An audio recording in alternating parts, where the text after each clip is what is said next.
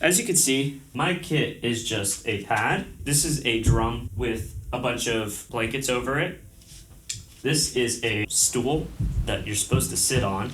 And then the rest of this is just, these are muted cymbals and a double kick pedal going into a pad. So you don't need a drum set to get started with drums. I think the best way to get started with something is just to jump in and do it, you know? It's easy to convince yourself you're not ready for something, but I think it is a form of like resistance to something that's scary. The fact that you chose this video is a big step in trying to start something new and gain a new skill set, and I'm proud of you for taking that step. I think the only thing you really need to start practicing are three things. You need a pair of sticks, you need a pad or something to hit, and then you need something to hold what you're gonna hit. That's an optional part for the most part. There are so many sticks you can choose from. There's a plethora that you go to your local music store, you'll see just a wall of them. That's something that can be a bit difficult to choose. My recommendation is a good starter stick is the Vic Firth 5A.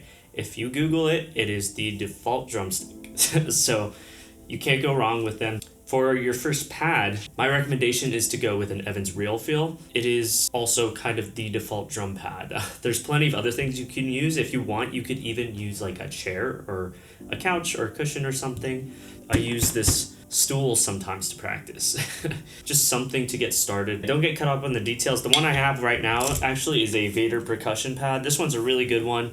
It has a lot of bounce to it, and that's primarily why I use it, because I use heavier sticks and I kind of need that bounce. But anything really works. It's more about just getting the fundamentals down and body in check and learning how to develop them. Now for the last part, something to hold your pad. Like I said again, this is optional. And really, if you have a desk or a table or a chair or something, you could just throw your pad on there and practice on there. But if you're looking to get something to hold your pad, there's a couple of options. This is one of the more expensive things you have to get, which is why I recommend getting something that's good for long term, like a Gibraltar lightweight stand. These are available online. I'll put a link in the description for where you can get one. If you're okay with getting something a bit cheaper that might break pretty easily, Amazon has a number of options. Just look up snare drum stand, and they'll have what you're looking for. So when you're setting up the pad for sitting, you kind of want to do it the way I'm doing it right here, where your pad is level with your groin, and the same thing happens if you're standing. Really at all times you want the pad to be level with your groin, because it creates the best kind of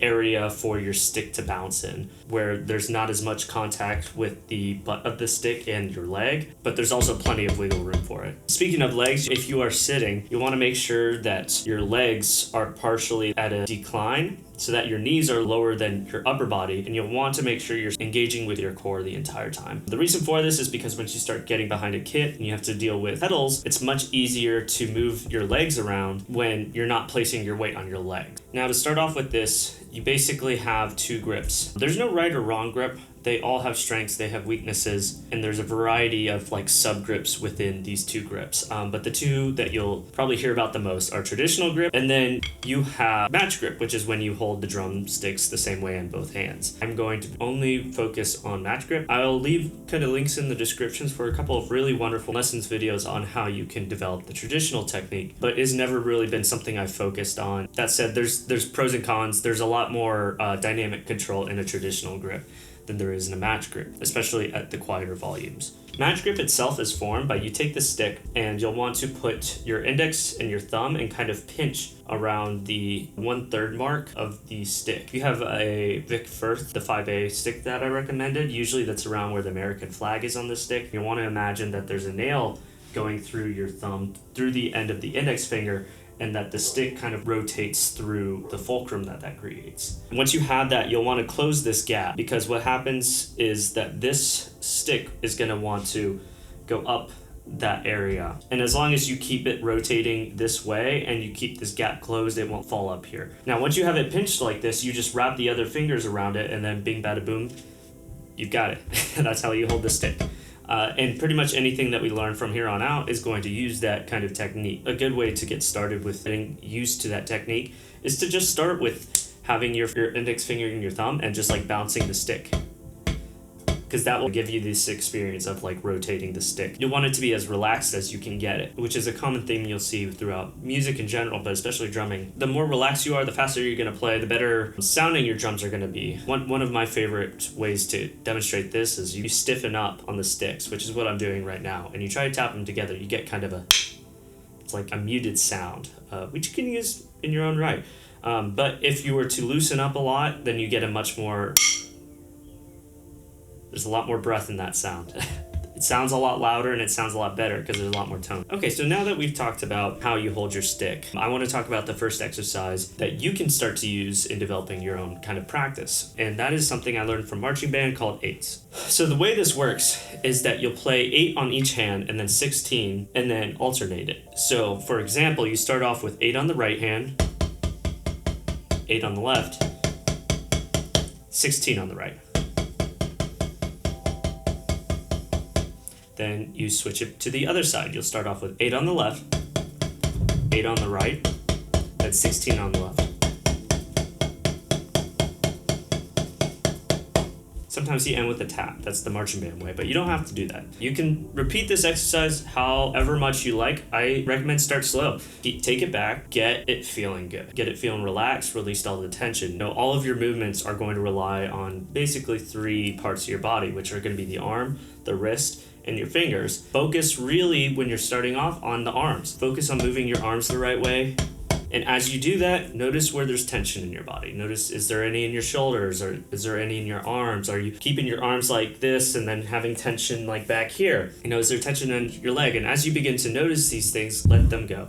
Just be like, okay, I can relax this part. You'll know you've gained a good proficiency in this when you don't have to think about it anymore, when you kind of naturally and unconsciously can just play through the motions. Don't worry about getting it consistent yet. Don't worry about getting it, at a certain speed or anything. Just really work on or focus on making it feel good. Focus on just getting in the habit of playing it and getting your arms and used to it. As you get better at this, you may even notice on your own that there are things to improve. How can I get better spacing in between each note? How do I, change the volume and stuff like that? And how can I start doing my wrists instead of my arms and my fingers instead of my wrists? And that's something you'll eventually do as you come to practice. And with that, this is a very creative art form. It may not seem like it because it's just hitting things, but there's enjoyable ways to do it, and then there's unenjoyable ways to do it. No good or bad, but I encourage you to be creative with it. Ask yourself, like, what are things that I can do to improve upon this, and how can I use this to kind of develop other skills? What if I shrink the notes closer together? So I'm what if I take a note out here? Does that make it more difficult or anything like that? There's a lot of creativity and fun really to be had by just starting with something and seeing where it goes. This is no different from any other art form. It's really just you jump in, see how it feels, and eventually it'll feel good. I'm excited to see where you go, where you end up on this journey. Even if you're just coming by to talk about art and creativity or to find other people to kind of explore this avenue with, then I'm glad that you're here. And I can't wait to make more with you. If you are here from any other kind of creative avenue, just from like drawing or painting, or you are Bob Ross or anything else like that, I would love to hear it. What are you doing? Throw it in the comments, and I would love to see whatever you guys are working on. And if you guys are building anything new, my favorite people are people that are also creating something and trying to build communities. And really that's what I want here at the end of the day, is to make a community of people who love to make things. If you decide to continue this path of drumming, or again, or hear from any other avenue, my biggest suggestion comes from Atomic Habits, and it's don't do a lot at once. Do 1% every day. Don't spend an hour on it every day at first.